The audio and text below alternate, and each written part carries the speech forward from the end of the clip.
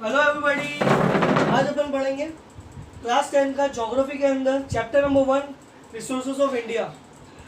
इससे पहले अपन ने सॉइल्स के बारे में जाना था कि सॉइल कैसे क्या बनती है। अब उसके अंदर अपन क्लासिफिकेशन मतलब टाइप्स के बारे में बात करेंगे इस टॉपिक के अंदर। तो सबसे पहला जो टाइप होता है वो एमविल सॉइल होता है। एमविल सॉइल कैसे बनता है उसको अपन देखते हैं।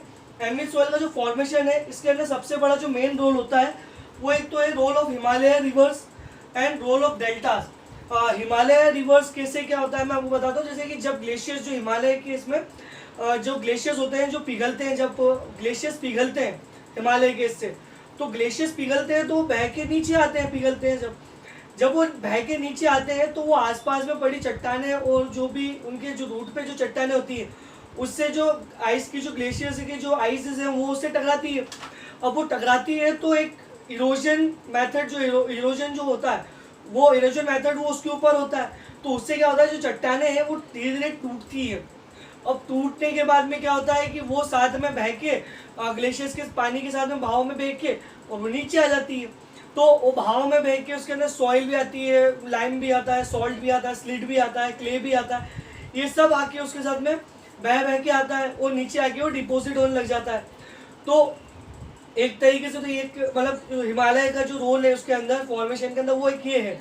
और फिर दूसरा जो है डेल्टास। अब डेल्टास कैसे वर्क करते हैं। जब डेल्टास क्या होता है कि जब ग्लेशियर्स जो हिमालय से जो चली है पर जो नदी चली है, जब जितने भी जो सॉल्ट स्लिट और ये जो भी क्ले वे सब लेके साथ में आई है वो कहीं डिपॉजिट हो जाएगी थोड़ी बहुत। तो और जो है बाकी रवि जो नदी है वो रिवर के रूप में आगे बढ़ती जाएगी।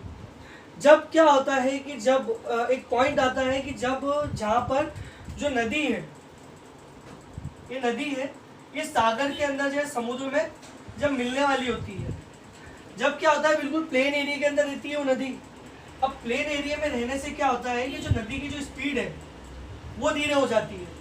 अब प्लेन इस एरिया पे नदी की स्पीड धीरे हो जाती है तो जितने भी जो ये कंपोनेंट्स लाती है सॉल्ट क्ले और जितने भी जो सॉइल के पार्टिकल्स और जो छोटे छोटे पार्टिकल्स वो क्या होते हैं वो पहले इसे जमने चालू हो जाते हैं, धीरे धीरे वहीं की वहीं जमने चालू हो जाते हैं।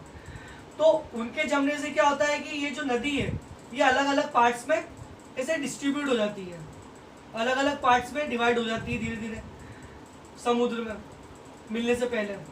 और फिर बाद में जो ये जो लैंड्स के जो ऐसे छोटे छोटे जो ऐसे लैंड बनते हैं, जो लैंड फॉर्मेशन होते हैं इनसे, उसे कहते हैं डेल्टास।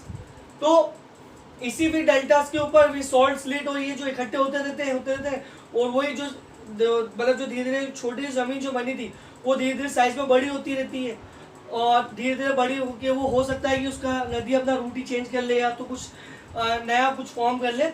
तो ऐसे हिमालय और डेल्टा से जो एलम सॉइल है वो बनती है। सो अधिकतर ये क्या होती है कि नॉर्दर्न प्लेन्स और कोस्टल एरियाज में पाई जाती है। नॉर्दर्न प्लेन्स के अंदर क्या है, कौन कौन से रीजन के अंदर पाती है।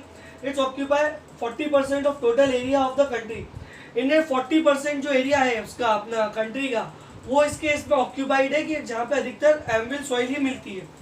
It is found in Punjab, Haryana, UP, Uttar Pradesh, Uttarakhand, Bihar, West Bengal, Assam, इस साइड में पाई जाती है। जहाँ पे नॉर्दर्न प्लेन्स है जो कि अपने मैप के इस साइड में पूरा आते हैं, जो मैप के इस साइड में आते हैं उस साइड में पाई जाती है।